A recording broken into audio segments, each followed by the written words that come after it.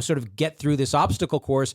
I'm going to make you feel good for doing it. I don't think then in the relationship, you probably are never going to run out of things to work on. But if you frame it all as sort of a game, a challenge, a quest to do this, I think guys would like that.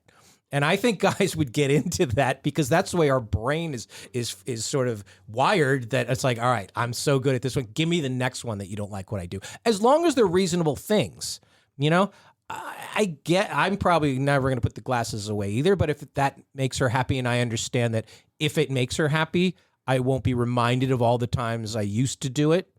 I also don't need to be like, see, look what I did every time. Before I get to the see, look what I did, I want you to see that I did it. And then be like, I love the glass thing. Now, one more thing. Let's talk about your socks on the floor. That's funny. And then he's going to be like, I can do this. I think that has some value. I think that's possible. No, I love the gamifying idea, but I did want to reframe something that you just said because of the way that I think about it. And I think it's really important because I wouldn't do this work if I thought about it the way you phrased it, which is this notion of trying to make her happy. I'm offended by the idea, not macro, but in my personal life, over and over again, I was in my marriage offended by the notion that like my wife's preferences should always win out over mine. Right? Like that's, I thought that was bullshit. And I'm like, I'm not going to do a thing just because like I want to do it one way, you want to do it another way, and then you just always win. And I'm a shit husband. Like if I don't do it your way, that's how I thought about it. I don't think about it that way anymore. Now I think about it as the math result of something I do or don't do equals pain for my partner. So it's not that I wanted to make her happy. It's not that I don't want to make her happy. You're trying to eliminate the floor and not the ceiling. You're focused on what makes her unhappy. I'm saying walking into the kitchen and seeing a dish by the sink for the 74th time after having, specifically 74 conversations where she says, Matt, this bothers me. This upsets me. Like this feels bad. And I'm always like, well, it shouldn't, You'll piss off. Right. You're dismissing her emotion. That's not necessarily what I said, but that's the math result of what I said. Right. I don't give a shit. Right. And I would keep doing it. Or worse, maybe I would indicate that I valued what she said, but then the evidence is that there's still a glass there like the next day or the next week or the next month. Right. And that you're guilty of the infraction. The pain is not the glass sitting by the sink. The pain is he refuses to consider me when he makes a decision, or he does consider me and he chooses himself over me every time. And that to me is why people eventually, this doesn't happen overnight. But did she realize, did she ever have that conversation with you? Absolutely not. So she didn't say, listen, it's more than about the glass. So I'm not saying the burden of communication is on her, but I'm saying that would that have made a difference to you at the time? Or were you like, if she said, listen, it's not the glass, it's that I don't feel heard and I don't feel considered. If she had said that in the right way, would the glasses be in the cupboard? The really sick part is that it probably would have taken some guy doing the work that I'm trying to do to say it for me to get it. I hear it all the time. And frankly, I think people resent like that I sometimes like connect with like boyfriends and husbands because they're like, I've been saying the same shit for like 10, 15 years. And like some divorce guy on the internet says it and you're going to like pay attention now. There is a feeling among many women, married women, wives, mothers, that it takes a man to say a thing before their husbands will listen. And I don't know. It's sort of... Oh, I agree with that. No, sure. And I think men are asking the questions and doing the work, and they're a little more introspective than they ever have been. I agree. Long way to go. Yeah. But more men are like, okay, help me figure this puzzle out. That's right. Which is a good thing. What were the conversations like, not to get too deeply into the ending of your marriage, but were there like... You sensed the growing frustration, or it's one day she's like, I don't want to do this anymore, and you had to work backwards and reverse engineer it to figure out the glasses thing. Like, how does it end, and then how does the light bulb go off in your head about why? So we lost her dad one day, and it was pretty awful, and it came out of nowhere. And then within maybe a month or two, sitting at the dinner table, she's like, this isn't fun conversation, by the way. She says, Matt, I don't know if I love you and I don't know if I want to be married to you anymore. And instead of like taking that feedback and saying, okay, what could I do to like be someone she wanted to be married to? Right. Which to me is the mature thing to do in that moment. I felt sorry for myself. It's tough to hear. It was. Was it shocking? Yes. I felt sorry for myself. I made it about me. I said, this is my wife, like, abandoning me, like, breaking her promise to stay married to me for the rest of our lives. Right. And so I moved into the guest room and whined, not necessarily to her, but, like, to my one or two friends I felt comfortable talking to it about. Right. And 18 months later, she moved out. Okay. Wisely, in my estimation. What goes there was on no in the evidence. 18 months? Are you trying to work? Are you counseling? Not for a year. No. It's just That was it. I don't know if you've ever been in a really ugly relationship, but it was like I hated Friday when, like, I'm at the office and it's almost 5 and I'm going to have to go home for the weekend. Oh. That's when I knew my life was absolutely miserable, is when I Right. wasn't excited to, like, go home after work for a weekend. I dreaded it because work was so much better. Are you asking why, when, how did you stop loving me and try to work backwards? Are you? I would want to know. The first question I'd be like, well, how long have you been feeling this way? What changed? Wasn't mature enough. Oh, I just wasn't mature I know, enough. which none of us are. This was moment. about 9 years ago. So I was like 32, 33. And I just didn't have it yet. Takes a while for boys to grow up. It does. Yes, sir. So. I'm still working on it. I have a 13-year-old. We're the same All age. you girls out there thinking those cute 26-year-old boys are the ones you want to marry, you don't. Wait till they get older. So, and you got it. I was really miserable after, like, the marriage ended, and, you know, like, I drank a lot to, like, numb it.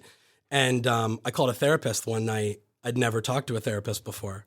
I just, like, did a phone-a-therapist thing, and she thought I should journal my feelings. Oh. And I'm like, all right. And then I just put it on the internet instead of, like, doing the adult thing where I just, like, put it in a notebook. So there was no, like, years of diaries in a drawer. No. No.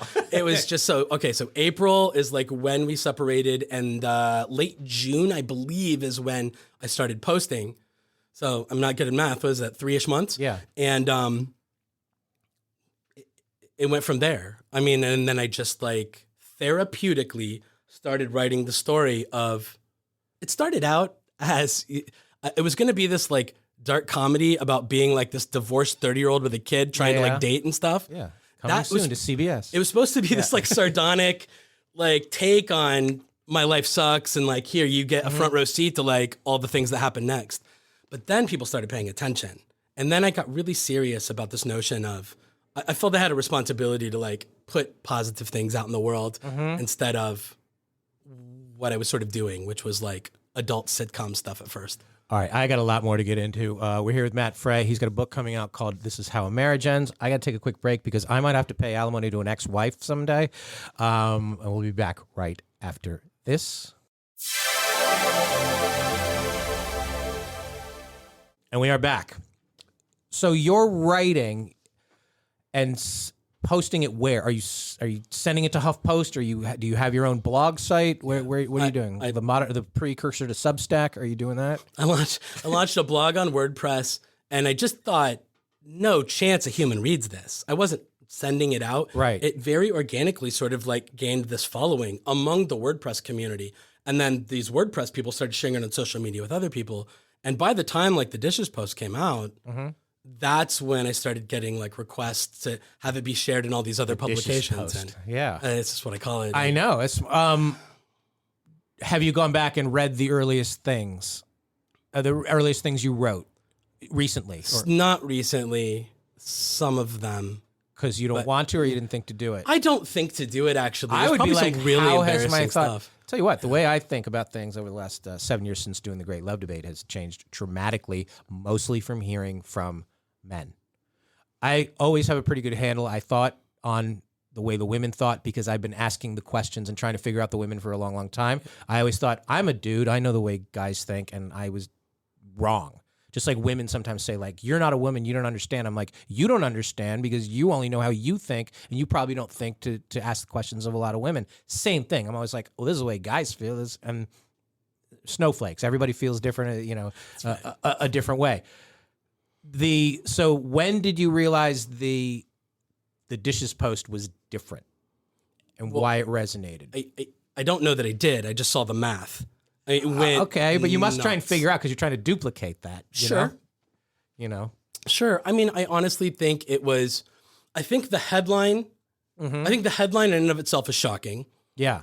And I think there are some people where leaving a dish by the sink is a genuine problem in the marriage. Yeah. And so they're like, holy shit, I can identify with this. And then they go read. And then hopefully, I haven't read it in a while, so I don't know, like, I don't know. I actually put it in the book, I but read I it a couple weeks ago. it. I rewrote like Right. a better version of it. And I hope like a more mature version. And I hope it's better now. But that was, 9 months ago when I did that. It's supposed to, again, be about this notion that pain happens whether we think so or not. Whether we think someone should feel hurt by something is not relevant to whether they do feel hurt by something. And if you can't succeed in anticipating what will hurt or not hurt somebody, they simply won't trust you to be their long-term romantic partner. It's that simple. If you accidentally hurt them despite your intentions, they'll eventually go away. So here's my reaction to it, because I first read it when it first came out, and I read it again a couple weeks ago when I knew you were coming on. My reaction at the time when I read it is like, no offense to your ex-wife, what a bitch. If that's the only thing he's doing wrong, it must have been fine. My reaction reading it 2 weeks ago is a lot of girls are going to want to date this guy. I looked at her before, your ex-wife and her role in it. After this, I'm like, he's introspective and he's trying to do the work here. I bet you get a lot of women who are both like, she's too hard on you and you're awesome, right? You must get some outreach, or you will. Well, the day's not over, but that's funny. I haven't been blogging regularly for a while, ever since like this book thing happened, and I really tried to dedicate. And now I don't know what my problem is. You're like, I'm not wasting it on the blog. Yeah, the book's been done for a while, and I really should be back to it. But when blogging was my sole focus, and I was very like in that and getting to know, like readers were getting to know me. It's a very personal project, and I bet you get it. Oh, I get it all the time. But they feel people. I don't want to say they. The thing we have in common is we're both selling hope around here. I believe that is what we do. Like looking at things positively or how to make change in a hopeful way, I think is a good thing. Yes, sir. That sells well. I think if somebody listens to 100 episodes with you, they feel a kinship with you. Oh, yeah. I think voice in the head's a powerful thing. When people read 100 articles from me, 100,000 words plus, I think they form a relationship with me. And so absolutely, in the 8-9 years, I've had everything from marriage proposals to requests to meet, all of the things. To guys saying, you dicked me, man. My girlfriend read that and you put me in a bad spot. Yeah, there was some of that, but I think they go like whine about it on Reddit or men's rights forums. Right. And most of the feedback from guys has been positive. Men's rights forums. That seems like a dark corner of the internet. Right. God. Because the thing that I think when the Dishes Post came out, I think this is a really key concept. When the Dishes Post came out, I was still doing this thing where it wouldn't be a stretch to say my tone of voice blamed men for the state of relationships, because I blamed me. Right. And then therefore blamed men. But I've really come off that idea. I believe strongly that the vast majority of guys in relationships do not intend harm. Right. The key message is that harm can be caused independent of intentions. Right. And then how you navigate that as it's happening in real time, you, the guy, with your partner, makes or breaks trust in the relationship. Yeah, I agree with that. So at what point were you like, okay, it's book time on this stuff? When did you start writing the new book, This Is How Your Marriage Ends? When you're like, okay, I got an idea for a book here? The New York Times reached out to me in January of 2020. Said, hey, we'd like to do a feature on you. And I'm like, awesome. Never been in the New York Times. And then my world went crazy. And it was and then COVID happened, in the United States, during that time. And I remember thinking, okay, that's not happening. The Times isn't going to run the story. This is the biggest news story mathematically in global history. Nobody's going to give a shit about some divorce guy. But it turned out people did give a shit, because COVID exacerbated these problems, these dish by the sink problems in relationships, because everybody was locked down together. Did. That's a good point. Right? It put a magnifying glass on these so-called little things that adversely affect trust in relationships. And the Times recognized it, and they're like, hey, we're running this story. And then they they ran it and the world changed. I was getting like TV offers.